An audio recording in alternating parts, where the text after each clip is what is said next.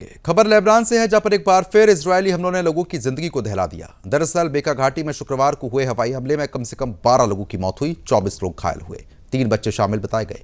Lebanon के स्वास्थ्य मंत्रालय ने इसकी पुष्टि कर दी है। घायल लोगों को तुरंत पास के अस्पताल में भर्ती कराया गया और राहत टीमें लगातार मलबे में फंसे लोगों को निकाल रही हैं।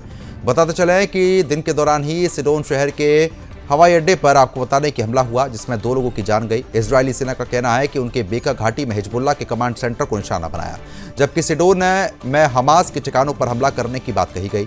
हालांकि हमास ने यह माना है कि उसके 2 सदस्य मारे गए, लेकिन जिस भवन को निशाना बनाया गया वह किसी कमांड सेंटर का हिस्सा था ही नहीं। ये भवन अलग अलग फिलिस्तीनी गुटों की संयुक्त सुरक्षा टीम का कार्यालय था। हमास ने इसे कमजोर बहाना बताते हुए हमला अस्वीकार किया। बेका घाटी में जिस इमारत पर अटैक हुआ वह रिहायशी इमारत जैसी लग रही थी। वहां पर आग लगी थी और राहत टीमें मलबे में फंसे लोगों को निकालने की कोशिश कर रही थी। आपको बता दें कि यह घटना ऐसे समय पर हुई है जब पूरे क्षेत्र में पहले से ही तनाव बढ़ा हुआ है। बताते चले कि 7 अक्टूबर 2023 को हमास के हमले के बाद गाजा में युद्ध शुरू हुआ। इसके तुरंत बाद हिजबुल्लाह ने लेबनान से इजरायल की तरफ रॉकेट दागना शुरू कर दिया। जवाब में इजरायल ने लेबनान में हवाई हमले किए। बाद में अमेरिका की मध्यस्थता से संघर्ष विराम हुआ, लेकिन हमले पूरी तरीके से बंद नहीं हुए। संघर्ष विराम के बाद भी इजरायल लगभग रोजाना लेबनान में हवाई हमले करता रहा। उनका कहना है कि हिजबुल्लाह फिर से अपनी ताकत जुटाने की कोशिश कर रहा है। हिजबुल्लाह ने भी कुछ हमलों की जिम्मेदारी ली। इसी बीच गाजा में हमास अपनी पकड़ मजबूत करता हुआ देखा गया। इजरायली सेना आकलन के मुताबिक हमास ने अपने समर्थकों को प्रशासनिक पदों पर बैठाना शुरू कर दिया है और टैक्स वसूली व सैलरी देने की व्यवस्था फिर से लागू हुई। ये कदम गाजा में उनकी सत्ता और नियंत्रण को मजबूत करने के लिए साफ तौर पर माना गया। जानकारी के अनुसार गाजा में 5 नए जिले गवर्नर नियुक्त कर रहा है, जिनका संबंध हमास के सशस्त्र शाखा अल कसम ब्रिगेड से है। इस पर विशेषज्ञों का यह कहना है कि अमेरिका के राष्ट्रपति ट्रंप की शांति योजना के लिए बड़ी चुनौती है। गाजा में हमास अपनी प्रशासनिक और सैन्य पकड़ मजबूत कर रहा है। इसी बीच आम जनता के लिए स्थिति लगातार कठिन हो रही है। नागरिकों की सुरक्षा और मानवीय स्थिति को लेकर चिंता बढ़ गई। स्थानीय और अंतर्राष्ट्रीय राहत एजेंसी प्रभावित इलाकों में मदद पहुंचा रही है। अस्पताल में घायल मरीजों के लिए आपातकालीन व्यवस्थाएं बनाई गई और राहत टीमों ने मलबे में फंसे लोगों को निकालने की कोशिश तेज कर दी। इसके बावजूद क्षेत्र में हिंसा हमलों की आशंका बनी हुई है। विशेषज्ञों का कहना है कि वर्तमान हिंसा और संघर्ष का सबसे बड़ा असर आम नागरिकों पर पड़ा है। उनके घर, रोजमर्रा की जिंदगी और सुरक्षा लगातार खतरे में है। राजनीतिक और सैन्य गतिशीलता के बीच नागरिकों की सुरक्षा, राहत कार्यों की तत्परता और अंतर्राष्ट्रीय निगरानी का महत्व फिलहाल बढ़ा है।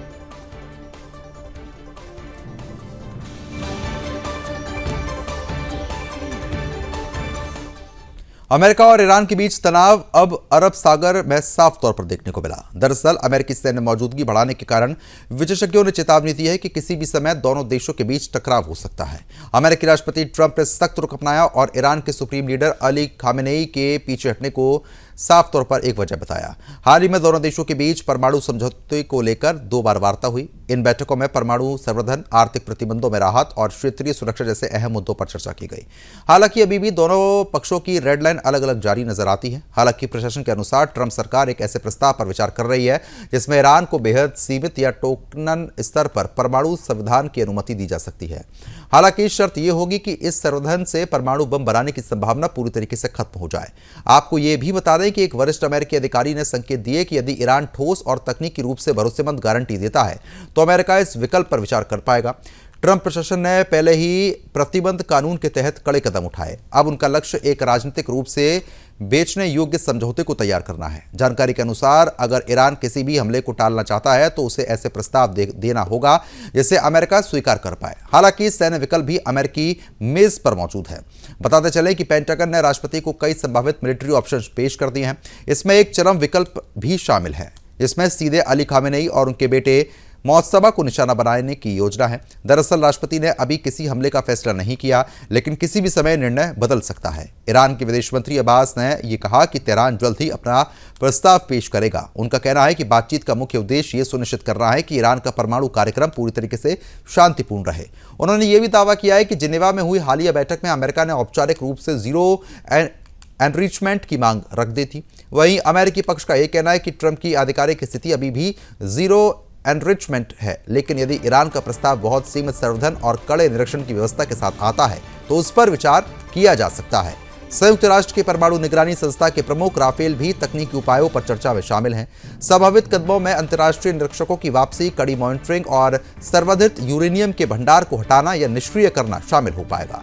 खाड़ी देश और मध्य देश जैसे ओमान और कतर का मानना है कि कोई भी समझौता ऐसा होना चाहिए जिसमें दोनों पक्ष अपनी जीत मान पाएं। फिलहाल तेहरान का प्रस्ताव अमेरिकी शर्तों पर खरा नहीं उतर रहा तो सैन्य कार्रवाई की संभावना से इनकार नहीं किया जा सकता। ऐसे में आने वाले कुछ दिन न केवल क्षेत्रीय बल्कि वैश्विक राजनीति के लिए काफी ज्यादा महत्वपूर्ण साबित भी हो सकते हैं।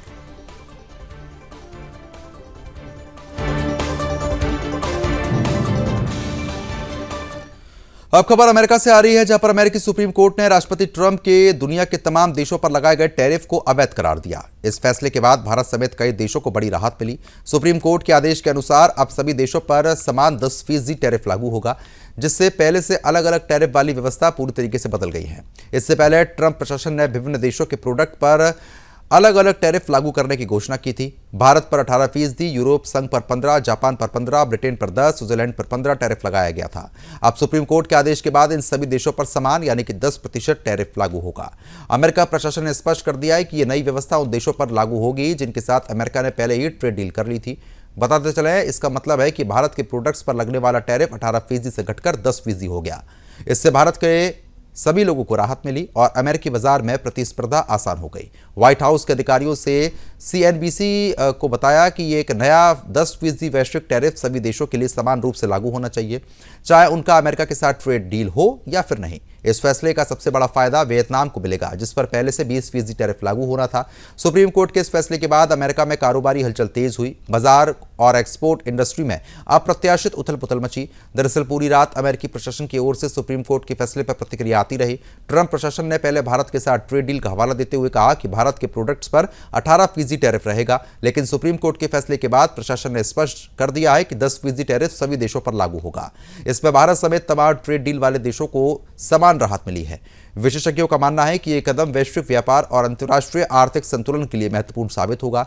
इससे अमेरिका के ट्रेड पार्टनर्स के बीच नए अवसर और प्रतिस्पर्धा बढ़ेगी। भारत के निर्यातकों को भी अमेरिकी बाजार में समान भोजन और आसान तरीके से मिल पाएगा।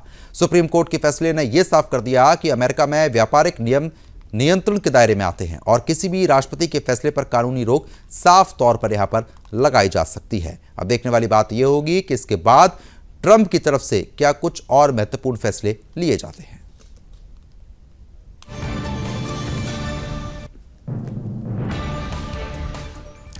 खबर यूरोप से है, जहां पर मध्य यूरोप का देश पोलैंड रूस से बढ़ते खतरे को लेकर अब सीधे और सख्त फैसले के साफ तौर पर रास्ते पर दिख रहा है। पोलैंड ने आधिकारिक तौर पर ऐलान कर दिया कि वह अपनी सीमाओं पर बारूदी सुरंगें बिछाएगा। यह फैसला ऐसे वक्त पर लिया गया जब रूस यूक्रेन युद्ध को 3 साल से ज्यादा समय हो गया है और यूरोप की सुरक्षा व्यवस्था पर सीधा दबाव बढ़ा। पोलैंड ने यह कदम उठाते हुए उसे अंतर्राष्ट्रीय संधि से भी खुद को अलग कर लिया, जो बारूदी सुरंगों के इस्तेमाल पर रोक लगाती है। दरअसल ये संधि वर्ष 1997 में अस्तित्व में आई थी और इसे ओटावा संधि के नाम से जाना जाता है। पोलैंड का यह कहना है कि मौजूदा स्थिति में राष्ट्रीय सुरक्षा अंतर्राष्ट्रीय समझौते से ज़्यादा अहम है। पोलैंड के उप रक्षा मंत्री पावेल ने साफ शब्दों में कहा कि ये बारूदी सुरंगें नाटो के पूर्वी हिस्से में बिछाई जाएंगी। उत्तर में पोलैंड की सीमा रशिया से लगती है, जबकि पूर्व में उसकी सीमा बेलारूस से जुड़ी हुई है। उनके अनुसार हम अपनी रक्षा संरचना को मजबूत कर रहे हैं और सुरक्षा के लिए कदम बेहद जरूरी है। पोलैंड को रूस से अपना बचाव करना ही होगा। बताते चले कि पोलैंड की ये चिंता अचानक नहीं है। दरअसल फरवरी 2022 से रूस और यूक्रेन के बीच जंग जारी है। रूस, आपको बता दें कि लगातार अटैक के मोड में है। यूरोप को असुरक्षा के साए में ला खड़ा कर दिया गया है। हजारों नागरिक और सैनिक अपनी जान गंवा चुके हैं। यूक्रेन का बड़ा भूभाग आज भी युद्ध की आग में झुलस रहा है। पोलैंड का आरोप है कि रूस अपने पड़ोसियों के प्रति आक्रामक इरादे रखता है। यही वजह है कि पोलैंड अब किसी भी तरीके का जोखिम उठाने को तैयार नहीं है। खास बात तो यह है कि रूस खुद अभी ओटावा संधि का हिस्सा नहीं रहा, यानी जिस समझौते का पालन करने की अपेक्षा दूसरों से हो रही है उसे मानने से रूस ने हमेशा दूरी बनाई है। ये तर्क साफ तौर पर पोलैंड और उसके सहयोगी देश अब अपनी रणनीति पर दोबारा विचार कर रहे हैं। दरअसल पिछले साल फिनलैंड, एस्टोनिया, लात्विया, लिथुआनिया और यूक्रेन के साथ मिलकर इस संधि ने बाहर निकलने का ऐलान किया था। इन देशों का मानना है कि बदलते स्थिति में पुराने नियम नई चुनौतियों का जवाब नहीं दे पा रहे। बताते चले कि ओटावा संधि की नींव मानवीय आधार पर रखी गई। कंबोडिया, अंगोला जैसे देश बारूदी सुरंगों से आम नागरिकों को भारी नुकसान पहुंच रहा है। इसी वजह से दुनिया ने तय किया कि इन हथियारों पर रोक जरूरी है। लेकिन आज की स्थिति अलग है। जब युद्ध सीधे सीमाओं तक पहुंच गया है, तब देशों की प्राथमिकता बदल गई है। संयुक्त राष्ट्र के आंकड़े भी स्थिति को गंभीरता से दिखाते हैं।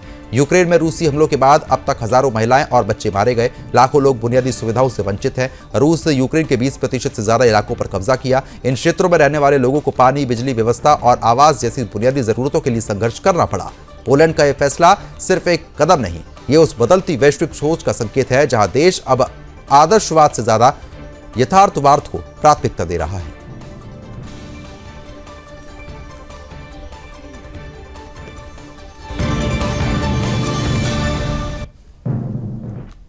दक्षिण एशिया के ज्यादातर देश आज गरीबी के खिलाफ लड़ाई लड़ रहे हैं। कई बुनियादी ढांचे पर निवेश हो रहा है, कई डिजिटल अर्थव्यवस्था आगे बढ़ रही है, तो कई सामाजिक योजनाओं से करोड़ों लोग गरीबी रेखा से ऊपर आ रहे हैं। लेकिन पाकिस्तान एक ऐसा देश है जो हर मोड़ पर अपनी ही पैरों पर कुल्हाड़ी मारता ही रहता है। दरअसल 24-25 के सर्वे के मुताबिक पाकिस्तान में राष्ट्रीय स्तर पर गरीबी बढ़कर 28.8% पहुंच गई, यानी कि हर 3 में से 1 पाकिस्तानी नागरिक आज गरीबी की गिरफ्त में जीने को मजबूर है। यही नहीं, सरकार के अपने आंकड़े बताते हैं कि 2018 से 19 में यह दर 21.9% थी, मतलब सिर्फ 6 साल में गरीबी 6.9% बढ़ गई।